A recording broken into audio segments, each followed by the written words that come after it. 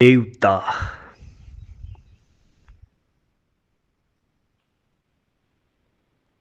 जैसे यज्ञ की अग्नि, रसोई की अग्नि और पेट की अग्नि, तीनों का अलग अलग कार्य है। यज्ञ की अग्नि जिनमें आहुति दी जाती है, देवताओं को, भगवान को आहुति दी जाती। अग्नि, यज्ञ की अग्नि भगवान का मुख माना जाता है। जो भी आहुति दी जाती है,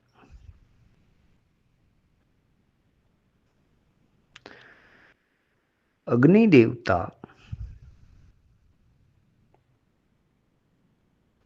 जिनके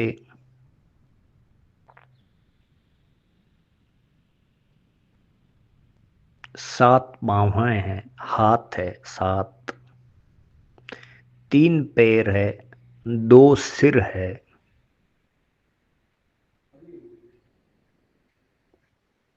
और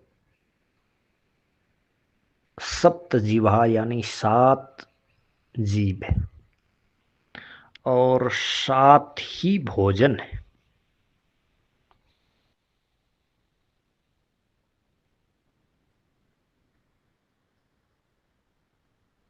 प्रथम घृत घी, द्वितीय जो, तृतीय तिलम, चतुर्थे दधि, पंचमे क्षीरम, षष्ठे श्रीखंडम और सप्तमे मिष्टानम। ये सात पदार्थ,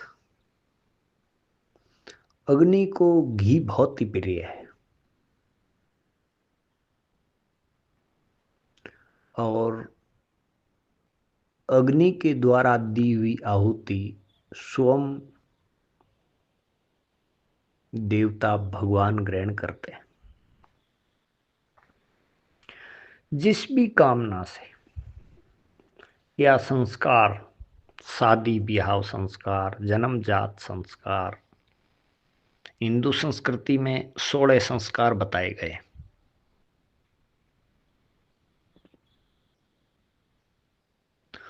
नामकरण संस्कार,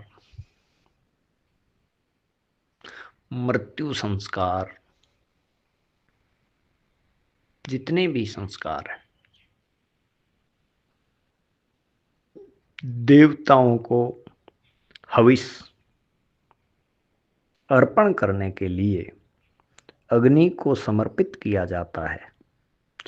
और अग्नि, जिस देवताओं को आहुति दी जाती है, वहां तक अग्नि के माध्यम से ही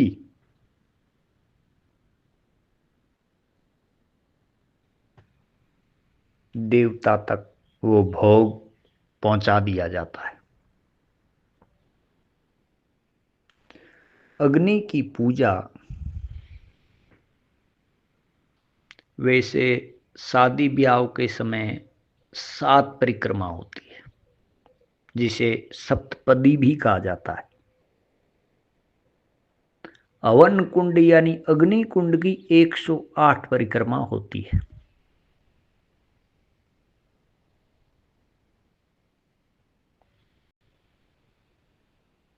और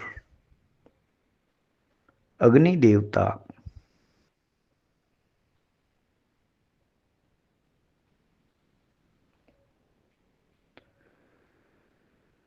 जीवन में नकारात्मकता को हवन की अग्नि के द्वारा निवारण किया जा सकता है। इसलिए हिंदू संस्कृति में अग्नि की पूजा की जाती है।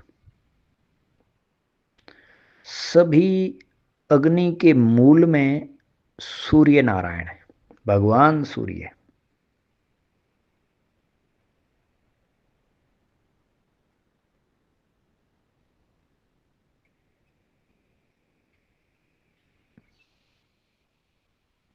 पुराने समय से घरों में माता बहनें रसोई में अग्नि रखती थी, या उस अग्नि को अंगारे के रूप में ऊपर बानी यानी राख दे दी जाती थी, और वो 12 घंटे तक या 24 घंटे तक यूं की त्यों रहती थी। कई घरों में दीपक के रूप में अग्नि रहती है। अग्नि जिस घर में प्रज्वलित रहती है, रसोई में या पूजा घर में, किसी भी तरह से दीप के रूप में चाहे चूल्हे के रूप में,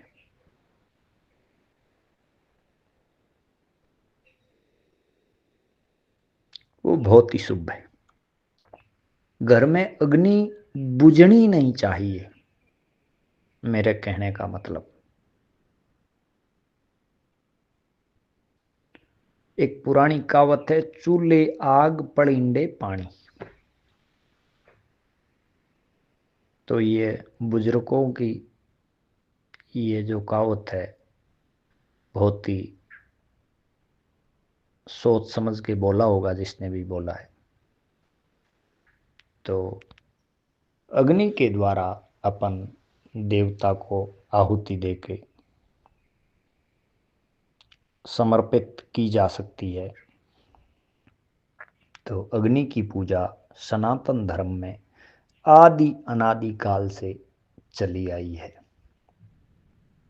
और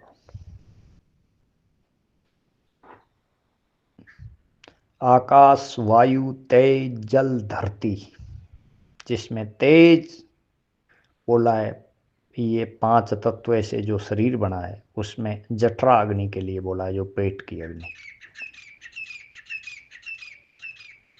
अग्नि देवता वंदनीय है।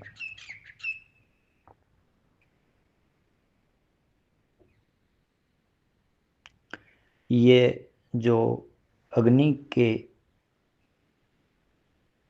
समक्ष, यज्ञ कुंड के समक्ष बैठ के अपन जो भी प्रार्थना करते हैं, या गुरुवाणी का पाठ करते हैं, या किसी ग्रंथ का पाठ करते हैं, तो वो बहुत ही अच्छा है, ऊर्जा प्रदान करने वाला है। बोलो सदगुरुदेव भगवान की जय।